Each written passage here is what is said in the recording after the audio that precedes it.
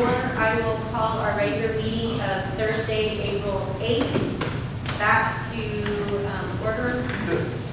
Item 10, reconvene to open session, update discussion of possible action on Springfield Road properties. Our executive session closed at 11:50 p.m. There was no action taken. We'll move to item 11A, request by mayor and council members for items to be placed on future city council agendas and announcements on city events and community interests. Councilmember Crane. No. Nothing. Councilmember Salazar. Just one thing that we were talking about earlier. See, we get in the agenda the way to get the public works some regulation. Yeah. Okay. I know that you go down to Motorola and get radios that work within a 5 to 10 mile radius. So, thank these people that have been here, be living. So I want to thank them for being here for this length of time. Sorry about the wait. Councilmember Hernandez. Just be waited, strong. Thanks for staying. Councilmember Greider. I would like to, is it possible we put on the agenda for animal control to do a presentation just like our code planes did? What specifics? Well, yes, well, I like to know the process, but also, I do have a question about chickens and roosters. I know recently we had a pig on the loose.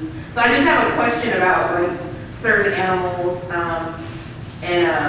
my main question is because a resident came to with a concern, they, two of their children got bit twice by a dog and it's still there, and they were just wondering like how many people does it need to bite to be removed. So I just want to know the Our ordinance, process. basically going over like our animal ordinance and then the process. Right, I just want to know the process. If that's the case, can you get with our police department afterwards? Okay. Please.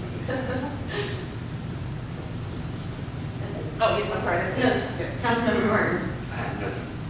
All right, again, thank you everybody for being here this evening. I just wanted to address something that Mr. Roman said earlier about the elephant in the room. I was not specifically talking about anything other than the items that were addressed as far as an employee that was working for the city and also Councilmember Grant's son, because that was brought up. So that was in that context. Also, I did want to bring up the Kirby Watchdog page because that was brought up.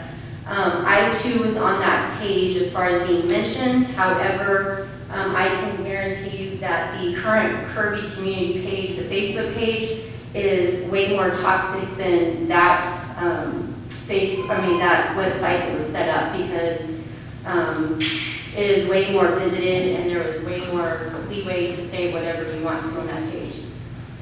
And lastly, I did want to make sure that people were not discouraged from serving on city council because they didn't have a degree. I keep seeing everything about the degrees and all of these things going on, so it is not a requirement that you have to have a college degree in order to serve on this council. And in actuality, I am going to quote Martin Luther King Jr. that everybody can be great because anybody can serve. You don't have to have a college degree to serve. You don't have to make your subject and verb agree to serve. You only need a heart full of grace, a soul generated by love.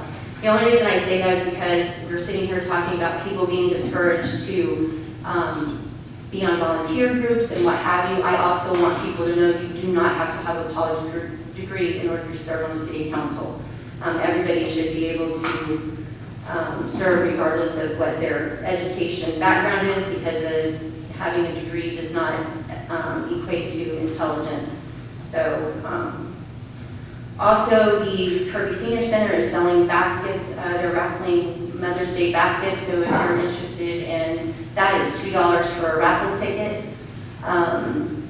You can get it at the Senior Center, pick up those raffle tickets at the Senior Center or any board member. And does anybody else have anything? I did want, Monique, do you want to just briefly talk about the American Rescue Plan? It won't take long. Yeah, It's just so some Just very key points. quickly, we know that, I got some notes, President Biden signed the American Rescue Plan Act into law on March 11th of this year. And the mayor and I participated in a Zoom with suburban cities in Bear County yesterday where they kind of went over some of the specifics of that. We don't know just yet exactly what you'll be able to spend the funds on. There's some discussion about what will be allowed. I gave everybody a copy from the NACO website that shows you know, what's in the plan, and also a copy of what Kirby's allocation is. It's a little bit over $1.9 million. They said that was based off of their CDBG formula tracks within the county as to how much we get.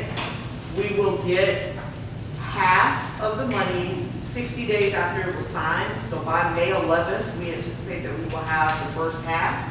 You don't get the second half of the money until 1 year later. And you have until December 31st of 2024 to actually expend all the funds this time. So, you know, again, we'll be getting those funds, we'll figure out what we can use it on, and putting that money to use as soon as possible. It does not have to go through Bear County first, so the city will actually get the fund. And that's correct. So that is good because the city council, for the new city council, will be able to use those funds without having to go jump through hoops with Bear County. So Thank you. that will be great for the city. So I'm super excited about that. All right, does anybody else have? Go ahead. You brought something up.